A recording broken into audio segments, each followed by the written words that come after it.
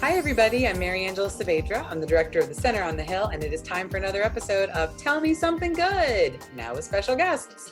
I am joined today by Jared Taylor. Hey, Jared. Hi, hello. Tell us where you're joining us from, Jared. I'm joining y'all from Northwest Philly. Awesome. Northwest Philly, loco.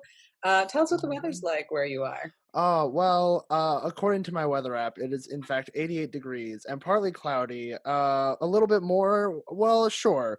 The humidity is 60, which makes it feel like 97, and that is absolutely true. I had to walk home from work today, and it was a nightmare. Uh, It's pretty gross outside today, Good to know. I and will that's the stay weather. inside. I will stay inside. Thank you. That was very thorough. For those of you just joining us for the first time, I'm going to be asking some questions from a game I was given by Atria Senior Living called Storywise. It's 144 thoughtful ways to bond with a fellow human. I'll share my thoughts. Jared will share his. And then at the end, we're going to ask you to email us your thoughts and join the conversation. So without further ado, let's get started. Here is the picture. Can you see him? It's like a dad and a Okay. kid in the control. Okay. And the question says whether you were born in the right era. That is a good question because sometimes I feel like maybe I wasn't.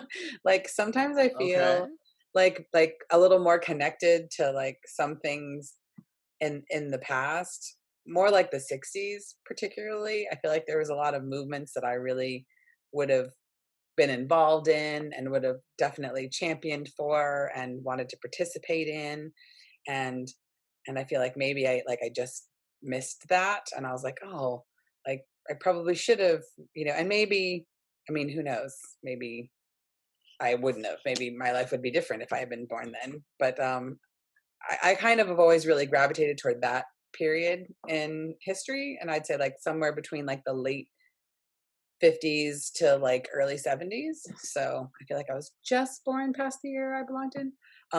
My father always believed that he was born in the wrong era. He was really, really connected to like early 1900s Russia for some reason. He was always very attracted to that piece of history, and he always felt like a strong connection. Um, and he couldn't really explain why. And I'm like, Well, yeah, he what was makes he was an actor, right? he was. Yeah, so probably wanting to be with like Chekhov, Stanislavski, get that Right, yeah. I was like, beautiful Moscow theater. most likely, but it was just something I always found really interesting when he'd mention that to me, and I'd be like, I could see it. My father was also born an old man. That's what I tell people. I got pictures on my Okay. wall right now. He was 23 years old playing Tevye and Fiddler on the Roof, believably, because as a 23-year-old, he Wow. looked like a 50-year-old man. Where you Wow. were like, I don't know how that's possible, but good Yeah. on you. Maybe you were born in the wrong era. What do you think? Um, I that's a question that like people like to throw around a lot.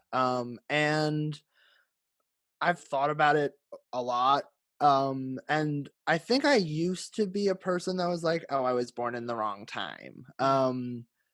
But the thing is that like even though like currently right now things are pretty bad, like as a whole in other times things were just fully worse. Um so like I think that I was born in the right era just because if I was born in any other era I wouldn't be able to live the way that I'm living. This wouldn't be able to be happening right now. A lot of my life is based around social media and technology, and I wouldn't have been able to do that. There are a lot of things that are like not as accepted as they should be still, but like I am someone who is in the gay community, and that's not something that would have been a lot less accepted in the past. I'm currently dating an African American woman. That would have been less accepted in the past. A lot of the things that currently are happening in my life just would not be possible if I wasn't living now. And also, there's a lot of great stuff about now. There's a lot of bad stuff, and we think about that stuff a lot, but that's because, you know, there's a lot of great stuff that we're taking for granted nowadays. So I think that I was born in the right era. Also, I was born in 2001. So I was born this millennia, Yeah. um, which yeah, the one thing that I've always thought about is that I do wish that I'd been born in 1999, just because if I manage to make it to like what is it, like 101, then I live in 3 different centuries. Uh, Uh, and so I was always jealous of people who were 2 years older than me because that I will never do 200. who knows? Don't knock it. You might. You might. We'll see. We'll see. We'll see. All right. So our second question, this will be you first. Here are these lovely people. Um, Oh, looks like oh, he's laughing and she's not having such a great time. yeah. And this question says, your biggest pet peeve. Ooh, my biggest pet peeve, having like my own having my own personal space is something that I really enjoy and think is important. And being able to like have whatever I have in like a specific order that I need things to be in. And the people say that like your biggest pet peeve is something that you do yourself a lot of the time. And I'm definitely someone who likes, in the rest of the world, I make things really messy a lot. But I really like to have my own personal space and my own stuff organized. So yeah, I think that that's one of my bigger pet peeves. Nice. For me, it's gum popping. I can't handle somebody who pops their gum. I really can't Okay. handle it. Like since I was a kid, because I was a gigantic gum chewer as a child. Like, I mean, I'm not kidding. My whole mouth is full of fillings, and I can attribute just about all of them to the fact that I had a piece of gum in my mouth from like fifth grade to like, oh, easily into my 20s. Like just Okay. always chewing gum. And and chewing gum is fine. I mean, I'm kind of okay with somebody who blows bubbles if that pops, like that's fine. But you know what I'm talking about. It's those people who suck it in backwards and pop the gum like several times. And I have a friend who I Yeah. recently was on a trip with who was doing that, and I was like, "You can't do that." And she was like, "What?" And Oh. I was like, "You can't pop your gum like that." And she was like, "Oh, why?" And I'm like, "'Cause I can't handle it. Like, I will Mhm. literally lose my mind. I just can't handle it." And I also just kind of don't understand what's the point. Like, a bubble makes a Yeah. point. You're doing something. You're demonstrating Yeah. what I can do with this gum. But gum popping? Like, what does that prove? Like, that you know how to suck in your gum? Like, I I think don't. it's just to feel something, I just to prove something to the world. Yeah, I can pop my gum.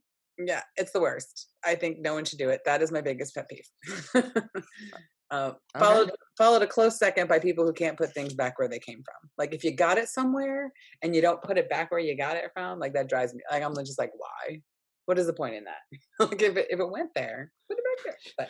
Yeah, that's so crazy that people just like don't put things back where they're supposed to be. But it's bananas. All right.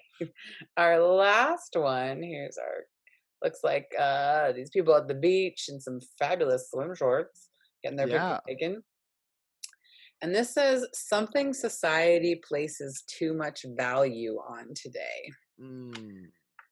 And I really like this question because I feel like there's a lot of things we place too much value on. It's it's really interesting. I think it depends. It's different for different people.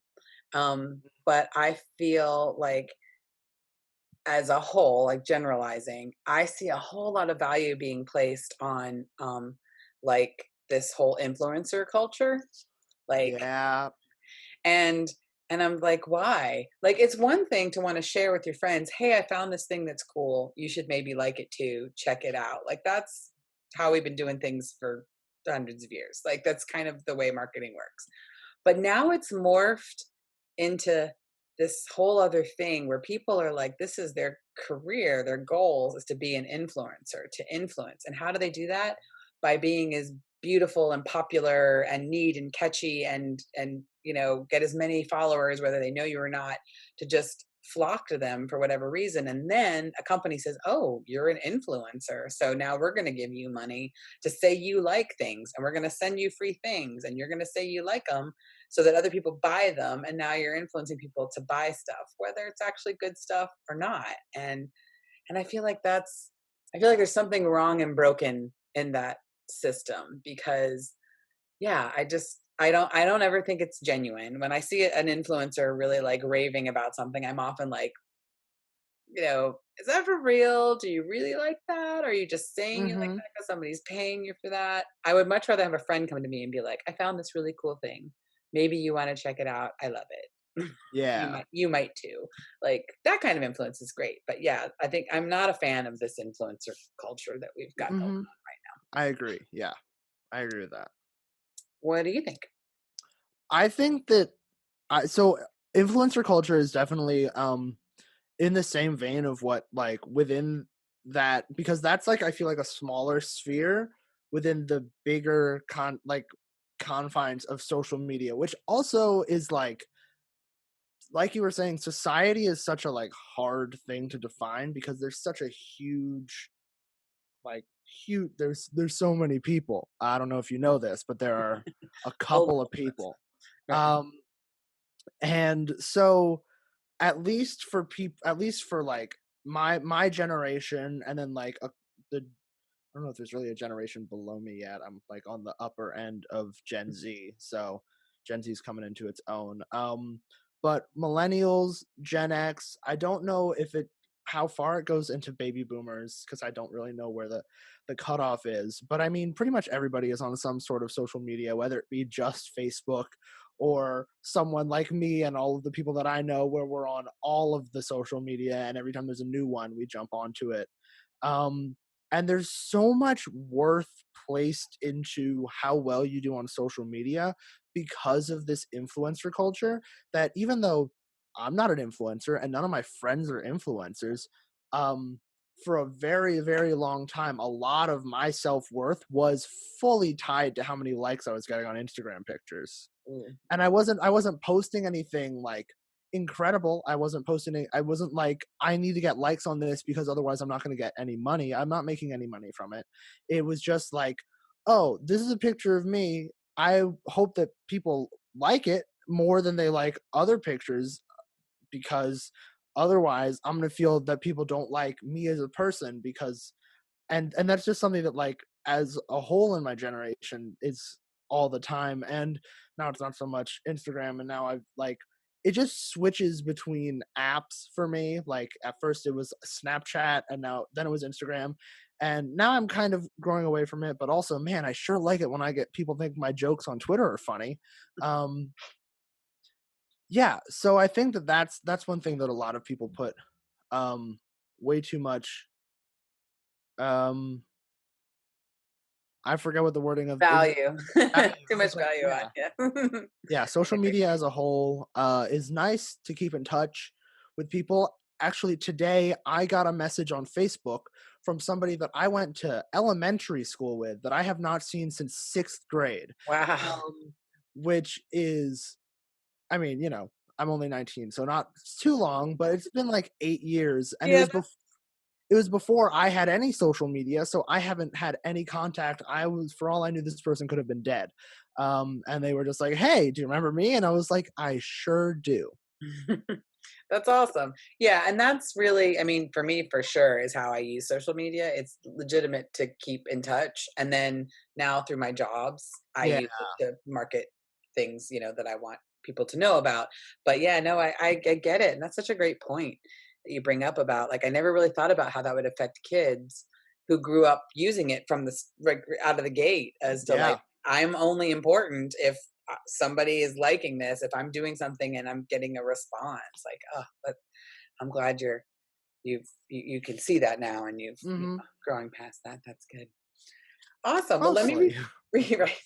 Let me recap our questions for everybody watching at home. We asked whether you were born in the right era, your biggest pet peeve, and something society places too much value on today. Join the conversation. Email your thoughts on these questions to me at msaavedra@chestnuthillpres.org. That's MSAAVEDRA at chestnuthillpres.org.